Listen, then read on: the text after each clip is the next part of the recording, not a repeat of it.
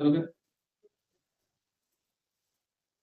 तो भारत की संस्कृति और परंपरा में एक चीज जो जोड़ के रखती है हमारे कल्चर को, हमारी परंपरा को, हमारी सभ्यता को, वो है भारत का शास्त्रीय नृत्य और संगीत।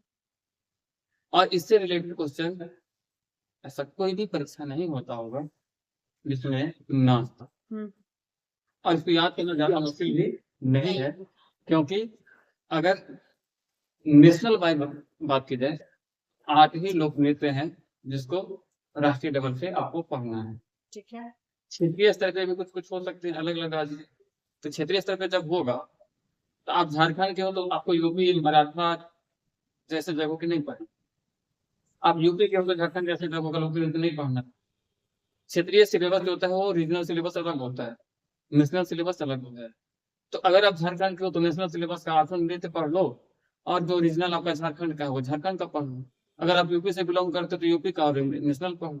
हाँ, यूपी को अगर एमपी से हो तो एमपी का नेशनल पढ़ लो। तो अपने स्टेट का तो अपने स्टेट का नेशनल पढ़ लो। ऐसा नहीं है कि देखो हर स्टेट में तो 8-10 तरह का नृत्य होगा, तो फिर वैसे करोगे तो इंडिया में 28 स्टेट है, बहुत सारे हो जाएंगे। 36 है तो 36 में तो 10 करोगे तो 360 नृत्य पढ़ने पड़ते हैं, और 10 से ज्यादा भी हो सकता है। आजकल तो मतलब इंस्टा का जमाना है ना, सोलो, सालसा, नया नया डांस स्टाइल जनरेट हो रहा है। आजकल वो गाना भी है, हम हमरा रहते तो इनका कुछ तो पसी तो कहत है अंग्रेजी बोल के तो बहुत तरह के गाना, बहुत तरह के सॉन्ग, बहुत तरह के थीम, बहुत तरह के कंटेंट रिलीज। सबसे पहले शास्त्रीय नृत्य और भाषा का जो मेल है, ये भारत की सांस्कृतिक विरासत है, इसको आपको जानना होगा। और भारत की सांस्कृतिक परंपरा जो है इस नृत्य से जुड़ी है। आपको इससे पता चलेगा कि कौन सा नृत्य किस चीज को दर्शाता है। अगर बात की जाए संस्कृति में कला प्लस अध्यात्म, तो दोनों का मिश्रण।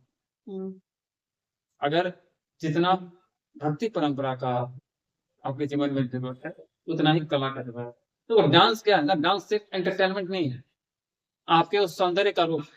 अगर आप प्रतिदिन डांस करते हो तो फिजिकली आप फिट रहोगे, आप में फैट नहीं आएगा, लेजीनेस नहीं आएगा, बहुत सारी जो डिजीज होती है वो नहीं आएगा।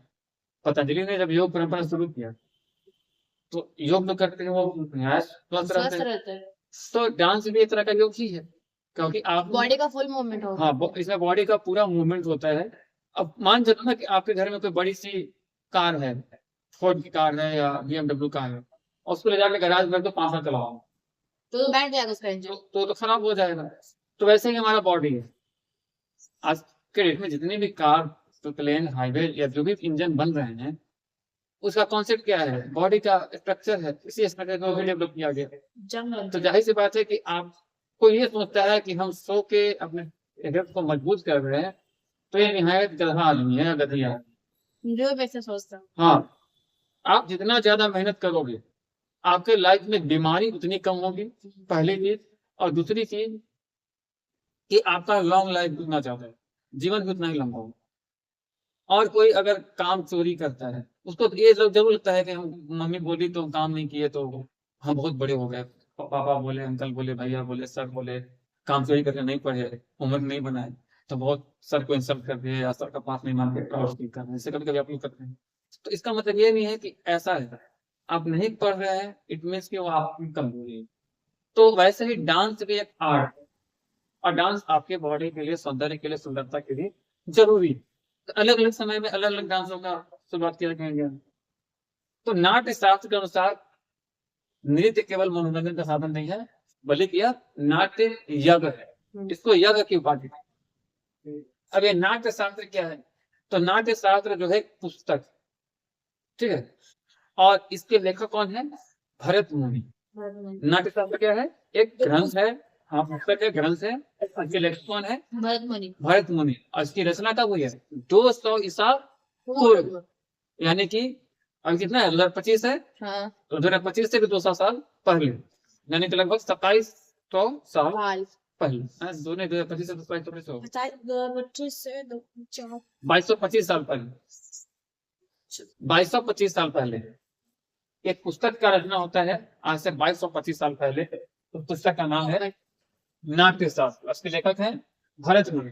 तो भरत मुनि ने कहा कि जो नाट्य शास्त्र है ये सिर्फ एंटरटेनमेंट नहीं है, बल्कि यह एक नाट्य यज्ञ है। सपोज करो ना कि आप मूवी देखने जाते हो सिनेमा हॉल में, थिएटर में, मोबाइल में, लैपटॉप, तो वो मूवी सिर्फ एंटरटेनमेंट के लिए नहीं होता है, आपके अंदर एक एनर्जी भी डालता है, ठीक है।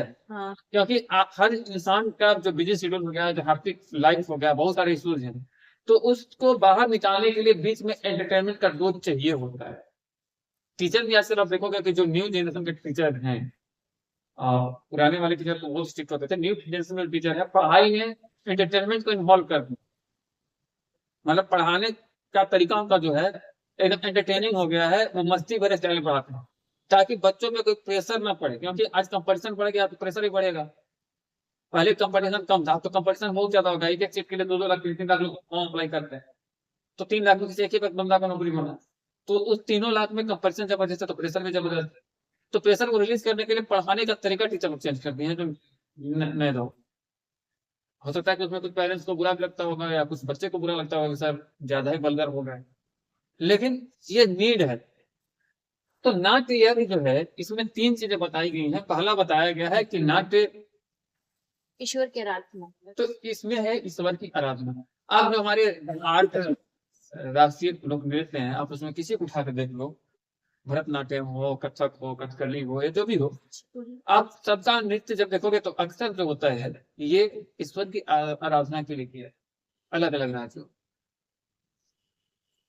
उसके बाद दूसरा है समाज को शिक्षित करने का साधन, तो ये समाज को शिक्षित करने का भी साधन है। ये आर्ट जो है, अब मान लो कि ना कि आप लोग एक मूवी देखने गए थे हाल में, थामा थामा कहते हैं ना, और एक दीवाने की दीवानी, तो ये मूवी देखी, दीवाने की दीवानी मैंने नहीं देखा, इसके बारे में मैं नहीं कर सकता हूँ, लेकिन थामा के दिन मैं देख सकता। तो थामा आपने देखा, थामा असल में क्या सीखूंगा कि बुरी शक्तियां कितनी भी शक्तिशाली क्यों, अंततः अच्छी शक्तियां उसको पराजित कर, पहला चीज। दूसरा चीज कि बुरी शक्तियां कितनी भी शक्तिशाली क्या ना हो, अच्छाई के सामने हाथ कर रहा है।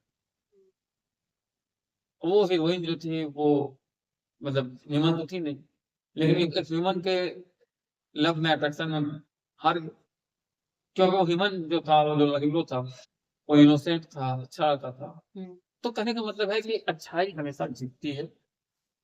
हाँ, थोड़ा सा प्रॉब्लम आता है, जैसे एक्सीडेंट हो गया, मर गया, फिर जन्म लिया, बहुत सारी चीजें होती है, तो कंडीशन अलग अलग है। तो समाज को शिक्षित करने का भी वो साधन है। तीसरा है सौंदर्य बोध को विकसित करने का साधन। अब देखो, इंस्टाग्राम जब तक नहीं आया था तब तक शायद ही आपको पता होगा कि पलामू में इतनी सुंदर सुंदर लड़कियां, इतने सुंदर सुंदर लड़के। जब से इंस्टाग्राम आया, कोयल रिवर फ्रंट पर लोग नाचना शुरू किए, सारा पता नहीं चल रहा है कि पलामू सुंदर है कि पलामू की लड़कियां हैं। करेंगे, हम लोग नहीं देखे आज तक, नहीं देखेंगे, कोयल रिवर फ्रंट कौन है? अच्छा नहीं तो इंस्टा में कभी देखिएगा, जब से इंस्टाग्राम या रील्स बनाने का ट्रेंड चला, इससे इंस्टाग्राम से पहले भी कुछ रील्स बनता था, याद नहीं आ रहा, टिकटॉक पे तो बैंड हो गया, सही ना, बैन हो गया, बैन। हाँ, तो ये जब प्रचलन हुआ तब जाके पलामू जैसे छोटे और पिछले जिला को ये पता चला कि हमारे यहाँ इतने आर्ट हैं और इतनी सुंदर सुंदर लड़के और सुंदर सुंदर लड़कियां, महिला और महिला। तो ये सौंदर्य बोध का साधन है। उन्हें आज अभी देखिएगा ना, तो हमारा रहते तो इनका उखाड़ लो का एकदम ट्रेंडिंग चल रहा है।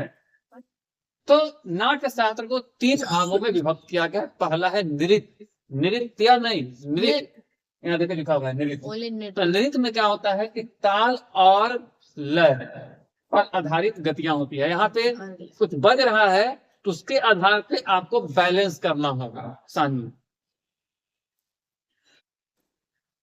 तो अगर म्यूजिक का धुन बज रहा है, तबला बज रहा है, तो 3 राउंड बज जाएगा तब गायक गाना शुरू करेगा, ऐसा सिस्टम बनाएगा। तो यहाँ पे ताल और लय दोनों को बैलेंस किया जाता है, इसको बोलते हैं नृत्य। नृत्य नृत्य, ठीक है, नृत्य या नहीं नृत्य। हाँ, सेकेंड है नृत्य, इसमें तब वादा करके यह जोड़ दिया गया। नृत्य। तो नृत्य में क्या होता है कि यहाँ पे एक्सप्रेशन दिखाना होता है, बैकग्राउंड में गाना बज रहा है और ऐसा मुंह से आऊ आऊ आऊ लिपसिंग करना पड़ता है। मतलब कि जो मूवी बनता है झूठ उड़ के गाता है बस लिपसिंग। हाँ, लिपसिंग करना पड़ेगा और उसी पे एक्ट करना होगा, अपने भाव को दिखाना होगा, डांस करना होगा। मान लो रोने लगाना है तो हीरोइन 50 करोड़ लेकर रोती है, लेकिन हाँ ग्लिसरीन नाक में लगाएगी और कहेगी ये करना पड़ता है।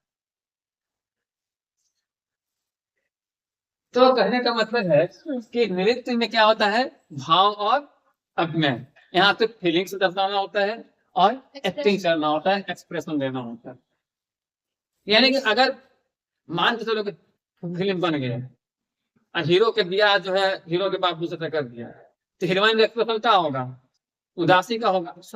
हाँ, तो उसको उदासी वाला एक्सप्रेशन देना होगा। अब नहीं तो पता चला कि गाना उदासी का बज रहा है और ही हंसते दिया के पापा, तो मामले गड़बड़ा जाएगा। तो पहला है नृत्य और दूसरा है नृत्य, और इसका तीसरा पार्ट है नाट्य। हेलो, नाट्य। तो नाट्य जो है यहाँ पे कथा यानी कि कहानी बनी हुई है, कथा उसमें उसके जो कैरेक्टर है उसको अपना प्रस्तुति देना है। तो नृत्य नृत्य और नाट्य, ये तीन पाठक हैं नाट्य शास्त्र के। नाट्य शास्त्र क्या है, एक पुस्तक है, एक ग्रंथ है और उसमें तीन चीजों के बारे में बताया गया। तो नाट्य शास्त्र के लेखक कौन है, भरत मुनि। भरत मुनि। कब लिखा गया, 200 ईसा पूर्व में। 200 ईसा पूर्व। बहुत बढ़िया। तो यही क्वेश्चन आपको इसी लिखा है। तो इसके तीन भाग हैं। अब इन्हीं सिद्धांतों के आधार पर भारत के विभिन्न प्रांतों में विभिन्न शास्त्रीय नृत्य के रूप में विकसित हुए। तो पहले झारखंड से शुरू करें कि पहले नेशनल लेवल पे आ जाए। तो पहले हम अपने स्थानीय नृत्य को जानते हैं।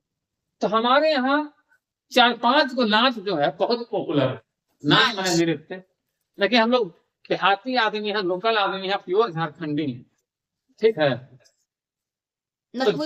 तो झारखंड में जो नृत्य का परंपरा है, जो झारखंडी लोक नृत्य है, उसमें छऊ सबसे इम्पोर्टेंट है। छऊ नृत्य। तो छऊ नृत्य जो है, इसमें क्या होता है कि मुखौटा लगा के लोग नाचते हैं, कलरफुल। ओह, समझ गया। मास्क। हाँ, समझ गया। और बहुत हाईवे पे कपड़ा पहनते होंगे। ये जो है वीरता और कला का प्रतीक है। अरे, इसमें बेसिकली अपने ताकत को दिखावा, वीरता अपने इतिहास को दिखाया जाता है। हाँ, वीरता और कला परंपरा को दिखाने के लिए छऊ नृत्य का प्रयोग किया जाता है। तो झारखंड का एक लोक नृत्य हो गया। दूसरा का है पाइका। पाइका बेसिकली आप देखिए कि जहाँ स्पोर्ट्स होता है झारखंड में, वहाँ पाइका का लोगो बना हुआ होता है। हमको लगता है कि झारखंड का खेल का भी लोगो पाइका ही है। तो पाइका जो है ये मार्शल आर्ट का श्लोक, मार्शल आर्ट का मार्शल आर्ट। और यहाँ पे इस नृत्य में क्या है कि जो स्थानीय किंवदंतियां हैं, स्थानीय जो इतिहास है, उसको प्रदर्शित किया जाता है और वीरता को प्रदर्शित किया जाता है। पाइका का लोगो मिल गया क्या आपको? वही होता है।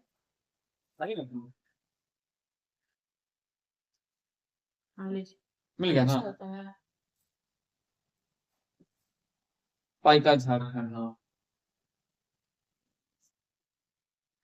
तो ये देखिए झारखंड का ये पाइका नृत्य है, ठीक है। तो इसमें क्या है, यहाँ देखिए, तो ये बेसिकली आपका जो मार्शल आर्ट है उससे रिलेटेड है और अपनी वीरता। तो झारखंड का जो भी नृत्य आपको दिखेगा अधिकतर में वीरता की बात करी गई है। उसके बाद एक होता है झूमर, ठीक है। ऐसे इसको देसी भाषा में झूमर बोलते हैं। शुद्धता इसकी लिखा जाता है झूमर, लेकिन इसको बोला जाता है झूमर। झूमर बेसिकली फसल कटने पे सब खुशी मनाते हैं, तब होता है। त्योहारों में मनाते हैं। आजकल वो शादी परंपरा में जुड़ गया है। शादी परंपरा में भी घर की महिलाएं मड़वा जो भी होता है, मंडप जो भी होता है, तो उसमें भी महिलाएं जो झूमर का खेल खेलती हैं। तो झूमर एक नृत्य हो गया। उसके बाद एक डोमकच। ये डोमकच बेसिकली सामाजिक और सांस्कृतिक परंपरा है। इसमें भेष बदल के महिलाएं जो है वो शादी विवाह में नाचती हैं, नाटक करती हैं। तो डोमकच होता है, डोमकच खेला जाता है। तो ये एक आपका झारखंडी परंपरा है। तो छऊ हो गया, पाइका हो गया, झूमर हो गया और डोमकच हो गया। एक है फगुआ। तो फगुआ बेसिकली होली में गाया जाने वाला नृत्य है, खेले जाने वाला गीत है और गाया जाने वाला नृत्य है। नहीं, वाह वाह, जस्ट अपोजिट। मैं ये देखना चाहता था कि आपका ध्यान कहाँ है। तो गाया जाने वाला नृत्य है और खेले जाने वाला वेरी गुड। तो वो क्या है, ये फगुआ जो है होली के समय में गाया जाता है, ठीक है, और खेला जाता है। पहले ये परंपरा जो था सिर्फ पुरुषों के लिए था, लेकिन आजकल महिलाएं इसमें शामिल होने लगी हैं। फगुआ बेसिकली झारखंड में पुरुष लोग के लिए ही प्रयोग करते हैं। उसके बाद मुंडारी है, जिसके अंतर्गत नागपुरी या स्थानीय जितने भी तरह के नृत्य होते हैं, तो बेसिकली मुंडा परंपरा और उनकी वीरता के परंपरा को दर्शाता है। नागपुरिया नहीं है सर, इस सब मुंडारी उधर में समुद्र में आ जाएगा। उसी में आते हैं। हाँ। जो आदिवासी लोग डांस करते हैं वो कौन डांस करते हैं? मुंडारी काम करता है। एक्चुअली क्या है ना कि लोक नृत्य और डांस में बहुत फर्क है ना। डांस तो बहुत तरह का हो सकता है, चलो डांस, फोक डांस, बहुत तरह का डांस, सालसा डांस, यहाँ बात लोक नृत्य की है, आपके परंपरा से जुड़े हुए नृत्य की है, ठीक है। यस। तो पारंपरिक नृत्य की बात आपको, क्योंकि आपको एग्जाम से रिलेटेड पढ़ना है, तो यहाँ पारंपरिक नृत्य की बात करेंगे। अब भारत में शास्त्रीय नृत्य के रूप में विविधता का एकता का प्रतीक के रूप में बताया गया है और लगभग 8 प्रमुख शास्त्रीय नृत्य हैं जिनको मान्यता प्राप्त हुई। तो ये 8 को आपको पढ़ना पड़ेगा। शुरू करते हैं भरतनाट्यम। तो भरतनाट्यम जो है ये तमिलनाडु में बहुत चर्चित है। तो तमिलनाडु का जो भरतनाट्यम है इसको प्रधान का प्रमुख शास्त्रीय नृत्य माना जाता है और ये देवदासी परंपरा से उत्पन्न है और शिव और पार्वती के अभिव्यक्ति मानी जाती है। अभिव्यक्ति तो शिव और पार्वती की शादी हुई थी ना, वही। तो इसीलिए ये उनके लिए ये किया जाने वाला नृत्य है, लेकिन कठिन नृत्य है, इसलिए पूरे देश में ये पॉपुलर है। भरतनाट्यम हाँ तमिलनाडु में पॉपुलर है, वैसे राष्ट्रीय और अंतर्राष्ट्रीय लेवल की ख्याति प्राप्त। मतलब इंडिया की जो टॉप मोस्ट डांसर्स होती हैं गर्ल्स या lady, actually real dance. Bharatanatyam में सिर्फ लड़की ही डांस करती है, नहीं बॉयज भी करता है, बॉय भी होता है। एक्चुअली ये सब ये जो आपको बताया जा रहा है ये रियल डांस है। यहाँ पे आपको कहीं भी अंग प्रदर्शन या बलगर डांस नहीं मिलेगा। आप ऐसे डांस को पूरे परिवार के साथ बैठ के कहीं भी देख सकते हो। फेस एक्सप्रेशन भी होता है, बेसिकली फेस एक्सप्रेशन और बॉडी एक्सप्रेशन पे डिपेंड करता है। यहाँ पे ये नहीं है कि कपड़ा उतार के डांस कर दिया और वायरल हो गया और तुरंत गाना गा दिया कि हमारा रहित कोई इनका उखाड़ ले होगा। तो ये कोई डांस नहीं है। तो कहने का मतलब है कि ये पहला हो गया। दूसरा है कथक। तो कथक जो है बेसिकली उत्तर भारत यानी कि नॉर्थ इंडिया, जैसे हम लोग रहते हैं नॉर्थ ईस्ट इंडिया, इधर के लोग जो मूल रूप से सांस्कृतिक या शास्त्रीय नृत्य का प्रकार है ये कथक है। हमारे यहाँ जो होता है एक्चुअली कथक जो है ना उत्तर भारत में है और ये उत्तर पूर्वी भारत में है और इसकी शुरुआत मुगलों ने की। हाँ बेसिकली उनके यहाँ दरबार लगता था, दरबार में जो नाचते थे जैसे हाँ अनारकली डिस्को चली। तो इस टाइप का जो डांस है ये उत्तर भारत में ज्यादा पॉपुलर है, यानी कि हिंदी बेल्ट में कथक का प्रचलन है। आज ही भोजपुरी फिल्म में जो सॉन्ग होता है बहुत सारा, वो कौन सॉन्ग बोलते हैं उसको, स्पेशल नहीं होता है, एक्स्ट्रा नहीं एक्स्ट्रा डाला जाता है, बस कोई नहीं हीरो हीरोइन के अलग से एक और एक सॉन्ग डाला जाता है।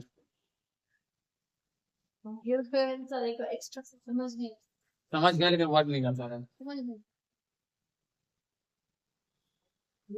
जब याद आएगा तो चलते बताते हैं। तो ये बेसिकली ये मुगल परंपरा पर आधारित जो नृत्य है उससे बोला जाता है कथक। और उसके बाद एक है कथकली। अब कथकली को लोग कथक कली कहते हैं, कथकली नहीं होता है, कथकली होता है। और ये केरल का अत्यधिक रंगीन वेश होता है। यहाँ पे जो केरल का ये नृत्य है और इसमें जो वेश होता है काफी कलरफुल होता है, ठीक है। और ये मुखानित है और प्रतीकात्मक का प्रतीक है। तो ये मुख से, मुंह के एक्सप्रेशन से सिंबल को दर्शाते हैं। फेस एक्सप्रेशन यहाँ पे जो है वो बताया जा रहा है। हाँ ये कथक में याद आया, इसको आइटम सॉन्ग बोलते हैं, जैसे अभी वहां समझो करवा अनारकली के बना रही हाँ, पेन का आइटम सॉन्ग करा रही थी। उसके बाद है मोहिनी यट्टम, जो केरल का ही है, और ये कोमलता और स्त्रीत्व का प्रतीक है। महिलाएं स्त्री कोमल होती हैं, इसका प्रतीक है, तो इसको बोलते हैं और मोहिनीअट्टम।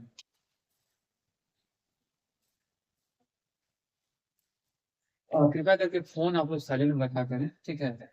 कक्षा में बीच में आप लोग अध्ययन करने आए हैं तो फोन पर ध्यान रखें, और अगर फोन पर बात करना है तो बात करें।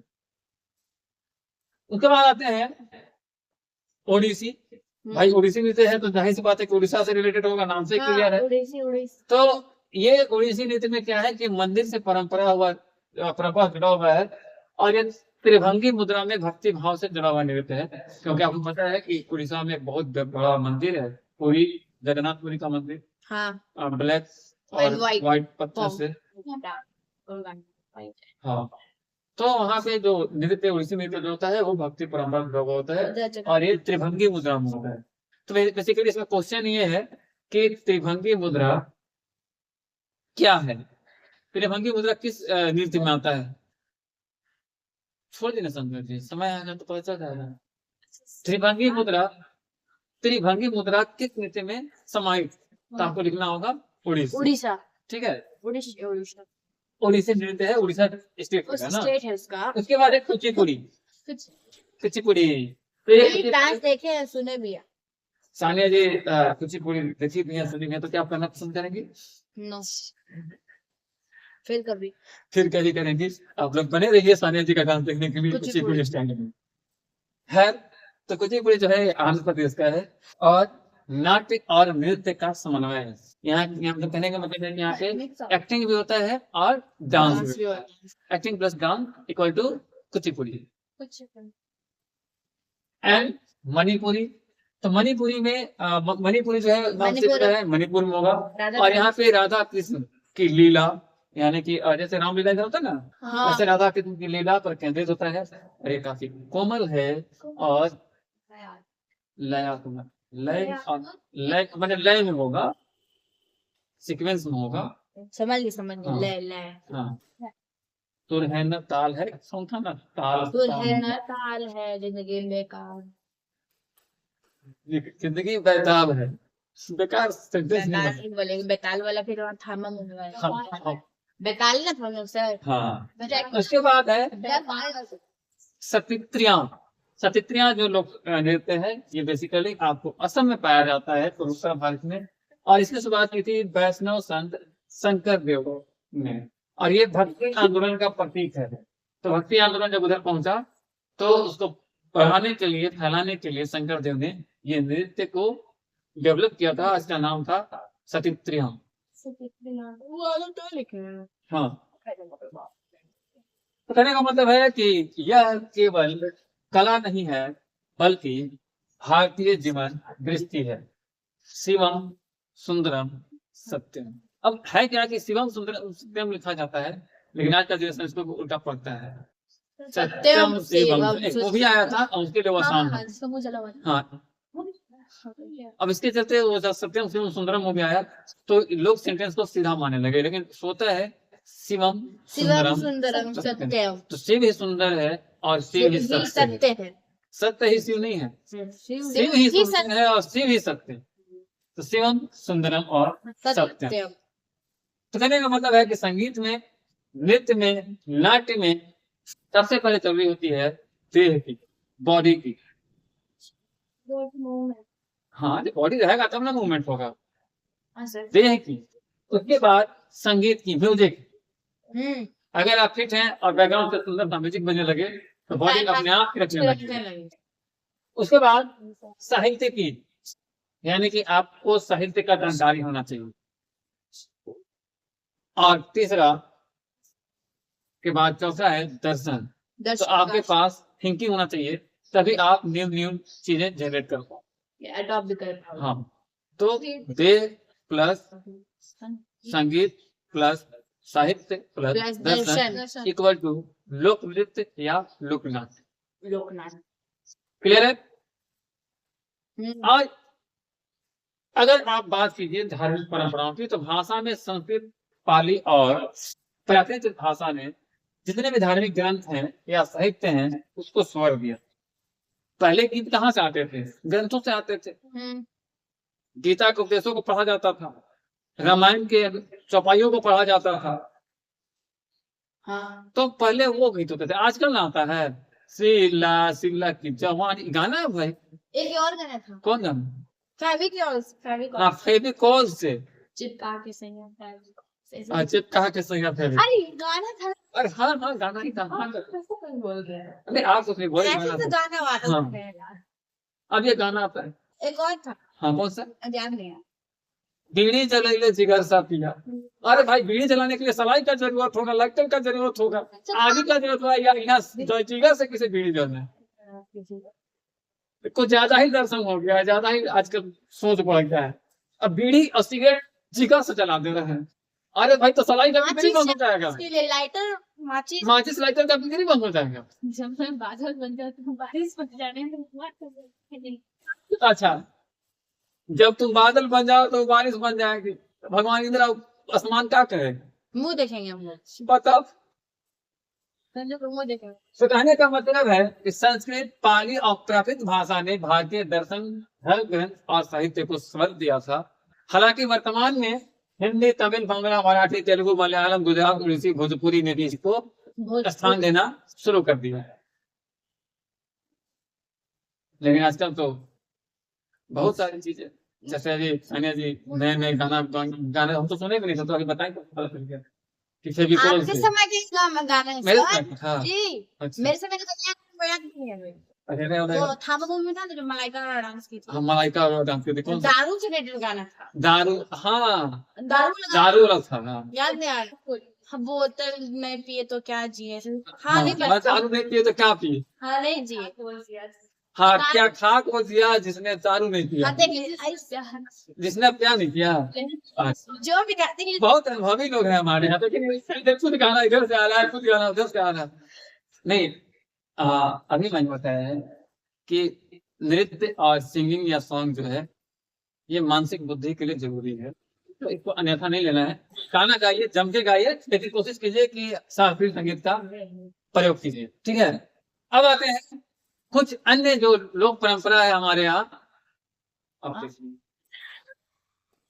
धूम्रपान स्वास्थ्य के लिए हानिकारक है सानिया जी, और कक्षा में आप शिक्षक के सामने सिगरेट जला रहे हैं, ये कतई बर्दाश्त नहीं किया जाएगा। Smoking injurious to health Sania. Smoking injurious to health. I love smoking. और अब आते हैं लोक नाट्य शैली जो स्थानीय लेवल पे होते हैं। बढ़िया। तो एक होता है रासलीला। हम करें तो रासलीला, तुम करो तो कैरेक्टर लीला। तो रासलीला और उसी को रामलीला भी कहते हैं। ठीक है। ये बेसिकली रामनवमी के समय में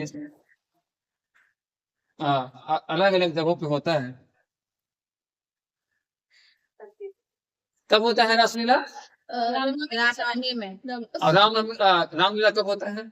वो भी रामनवमी। बेसिकली दशहरा, नवमी, दशहरा भगवान पे चलता है। दशहरा, रामनवमी, ऐसे क्यों ना, तो संजू रासलीला भी की है। रासलीला, रामलीला। हाँ, नहीं, ठीक है। तो ये रामलीला, रासलीला जो है ये उत्तर भारत का सबसे लोकप्रिय धार्मिक नाट्य है। यानी कि हम लोग इधर रहते हैं, इधर धार्मिक नाटक लोग में कोई रावण का रोल करता है, कोई राम का, कोई सीता का, कोई लक्ष्मण का, कोई सुपनखा का, तो अलग अलग लोग कैरेक्टर में जाते हैं, जिसको रामलीला या रासलीला कहते हैं। ठीक है। अब ये बात है कि फिल्म इसको लोग बोलो कुछ कैसे नहीं हम कहाँ उत्तर भारत, नॉर्थ इंडिया। हाँ, हम समझ गए। उसके बाद एक लोक नाट्य शैली है, उसको बोलते हैं मांझ। तो मांझ जो है वो मालवा क्षेत्र, मध्य प्रदेश का स्पेशल है। और इसमें क्या होता है कि मांझ जो है मंच शब्द का अपभ्रंश है। मंच से बना है मांझ, यानी कि स्टेज शो जिसको होता है उसको मांझ बोलते हैं। मंच मतलब स्टेज, तो मंच से बना है मांझ। तो ये स्पेशल लोक नाट्य शैली है। ये कहाँ का है? मालवा, मध्य प्रदेश से। प्रदेश, MP। अब एक है ख्याल। नाम ख्याल तेरे ख्यालों में मरता हूँ। इसमें गाना नहीं है, आप बना दीजिए। है गाना? है लब तुझे लब मैं करता हूँ, नहीं है? आपके जमाने को होगा नहीं? हमारे जब 90s का गाना। 90s का है। ये जनरेशन। तो ख्याल जो है ये राजस्थान का प्रचलित एक प्रकार का लोक नाट्य है। ये क्या है कि लोग किसी के ख्यालों में डूब जाते हैं और डूबते ही जाते हैं, डूबते ही जाते हैं, तो एक नाटक कर देते हैं। और देवदास बन जाए। देवदास 2 आज हम लोग पढ़ेंगे हिंदी का सेकेंड बैच में। खैर ये है लोक नाट्य। ठीक है, इसके बाद और चौथा है नौटंकी। तो नौटंकी जो है पश्चिमी यूपी में प्रचलित है, खास करके हाथरस वाले क्षेत्र में। और नौटंकी को स्वांग या नाटक भी कहा जाता है, ठीक है। और ये नौटंकी को स्वांग या नाटक इसलिए कहा जाता है कि ये एक तरह का नाट्य है। लेकिन नौटंकी जानते हो कौन था? कोई बता सकता है नौटंकी कौन था? कोई व्यक्ति था जी, जो हाथ से मुल्तान एक तो जगह है पाकिस्तान में।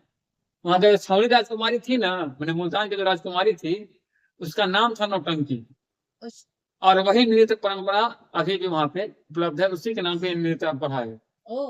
मुल्तान की राजकुमारी की नौटंकी के नाम से प्रेरित ये नृत्य परंपरा है, जो कि वेस्टर्न यूपी हाथरस वाले इलाके में होता है। इसे बेसिकली स्वांग रचा जाता है, स्वांग रचना, और इसको नाटक का रूप भी कहा गया है। और इसके बाद एक है विदेशिया, जो पूर्वी यूपी के लोग इसका प्रयोग करते हैं।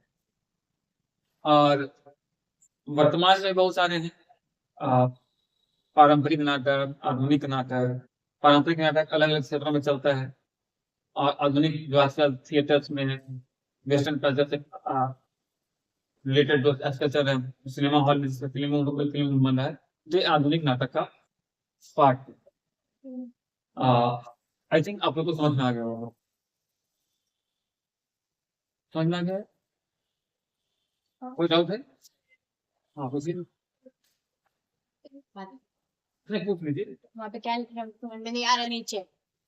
पौराणिक नाटक और आधुनिक नाटक। अच्छा, पुरानी नाटक जो पारंपरिक नाटक से आधुनिक। और कोई क्वेश्चन है किसी ने? ऐसे को शुरू करें।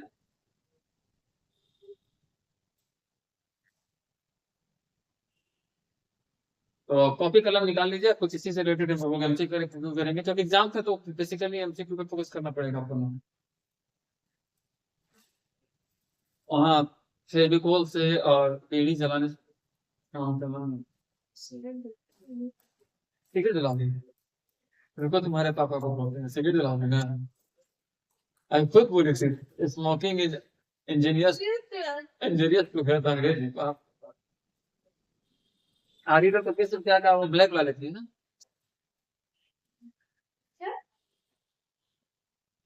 है उदास है, नहीं है उदास है प्रिया जी। ब्लैक फिल्टर, वो black filter gold flag gold पास रे कौन ब्लैक फिल्टर कौन? देखो यही कौन खोलता है। देखो टीचर इसीलिए आपको वहाँ इन्वेस्ट वहाँ पे घुसाना चाहता है कि आपका जो नेचर है ना वो बाहर से निकले।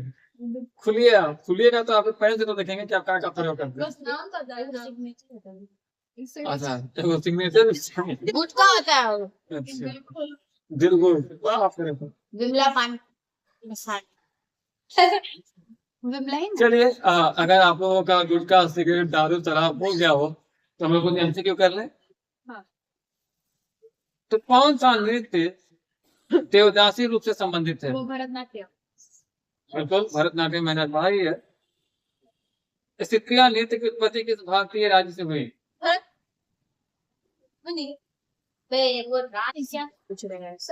स्त्रिया नृत्य की उत्पत्ति किस भारतीय राज्य से हुई? असम। यहाँ सामने लिखा हुआ है भाई। नहीं दिखा था कॉपी में तो लिखा होगा, आप कॉपी में लिखे है ना। अगला क्वेश्चन है, भरत मुनि के नाट्य शास्त्र का प्रमुख विषय क्या है? ईश्वर के राधा विषय पूछ रहे हैं, वो विशेषता है नाट्य और अभिनय कला। नाट्य नहीं, नाट्य और अभिनय। कथकली नृत्य की एक प्रमुख विशेषता क्या है? आप लोग ध्यान से मतलब क्लासेज नहीं किए क्योंकि मैंने हर चीज को समझाया है। यहाँ पे मतलब रंगीन वेशभूषा का मुख्य अभिनय और रंगीन मेकअप मेकअप और इसी नृत्य मुख्यतः किस देवता की उपासना से जुड़ा हुआ है? पूरी जगह जगन्नाथ। बहुत सुंदर। देखिए अगर आप ध्यान से सुने होंगे तो सबका आंसर दे दीजिएगा किसी का, कोई अलग नहीं है। कौन सा शास्त्रीय नृत्य केवल पुरुष साधुओं द्वारा प्रारंभ किया गया था? वो सत्रिया सतित्रियां। ये पुरुष साधुओं द्वारा प्रारंभ किया गया था। यहाँ देखिए नाम भी आपको बताया गया है, शंकर देव। हाँ। उसके बाद मोहिनीअट्टम नृत्य रूप की उत्पत्ति कहाँ हुई है? केरल। बहुत सुंदर, केरल। कथक शब्द का शाब्दिक अर्थ क्या है?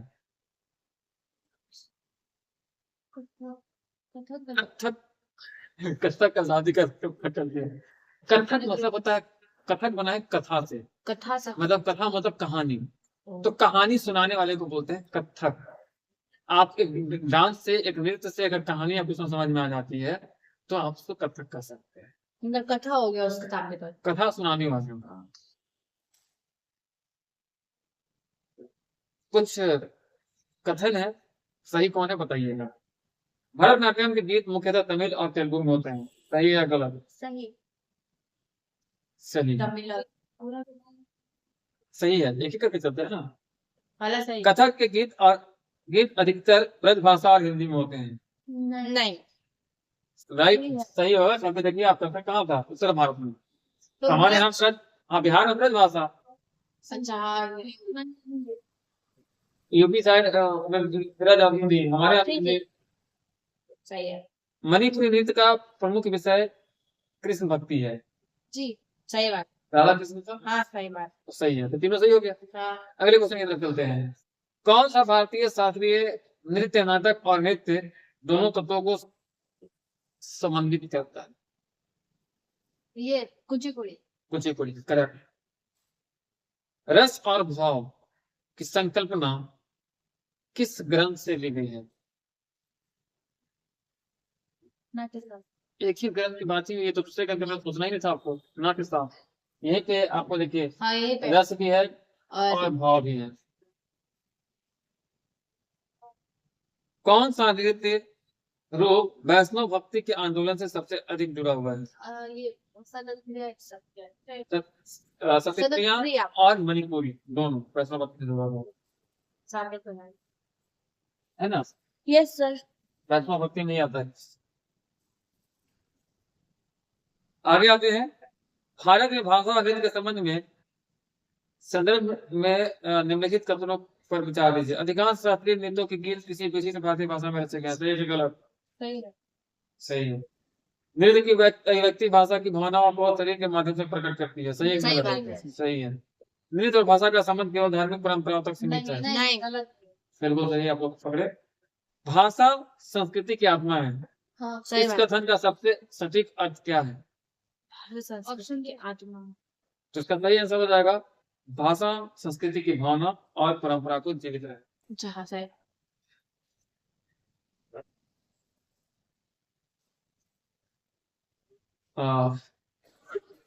एक और क्वेश्चन है। निम्नलिखित में कौन सा संगठन भारत में शास्त्रीय नृत्यों के संरक्षण हेतु कार्यरत है? कौन सा संगठन? ऑप्शन है ललित कला अकादमी, संगीत नाटक अकादमी, भारतीय लोक कला परिषद, राष्ट्रीय नाट्य विद्यालय।